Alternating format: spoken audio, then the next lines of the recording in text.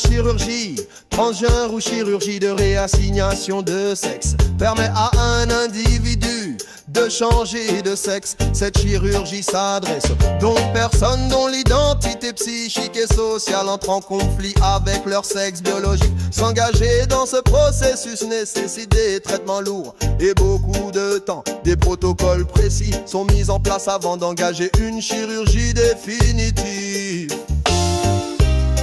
La première dame est plus suspecte qu'un pommier planté en plein milieu du paradis. Éradiquons-la dans les plus brefs délais. Ah ouais les gars, commençons par parler de mon studio avec mon équipe. Vous savez comment elle s'appelle? C'est Zougoulou Machine. Oui, Zougoulou, c'est parti. Au top les gars. Qui est le diable? L'histoire universelle d'un ange qui nous veut du mal. Certains y croient, d'autres pas.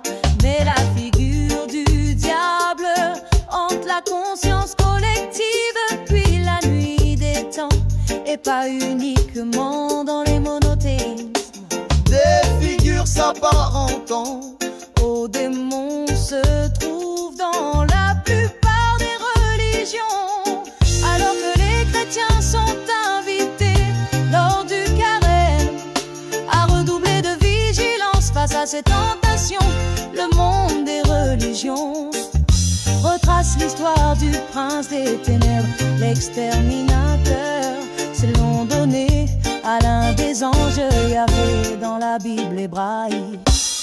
Terrifiant, il vient châtier les hommes, les nouveau-nés. Exode chapitre 12, les habitants d'Israël ayant désobéi à Dionique, chapitre Il y Annie. a de quoi choquer, comment un ange peut-il ainsi Semer le chaos autour de lui.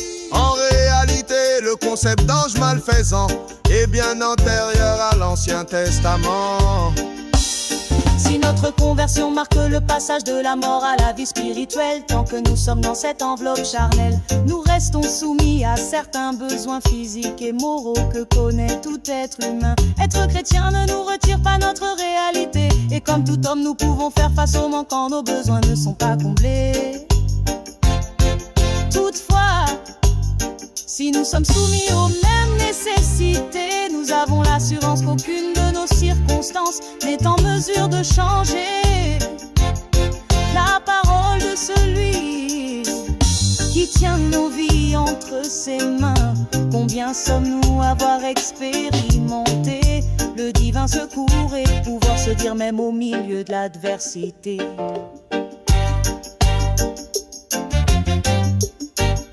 Mais voici la pensée qui me vient à l'esprit. Voici pourquoi j'espère. La bonté du Seigneur n'est pas épuisée. Il n'a pas fini de montrer son amour. Chaque matin, sa bonté et son amour sont renouvelés. Oui, ta fidélité est immense. Je me dis le Seigneur est mon trésor. C'est pourquoi je compte sur lui. Le Seigneur est bon pour celui qui met sa confiance en lui, pour celui qui le cherche. C'est une bonne chose d'attendre en silence le secours du Seigneur.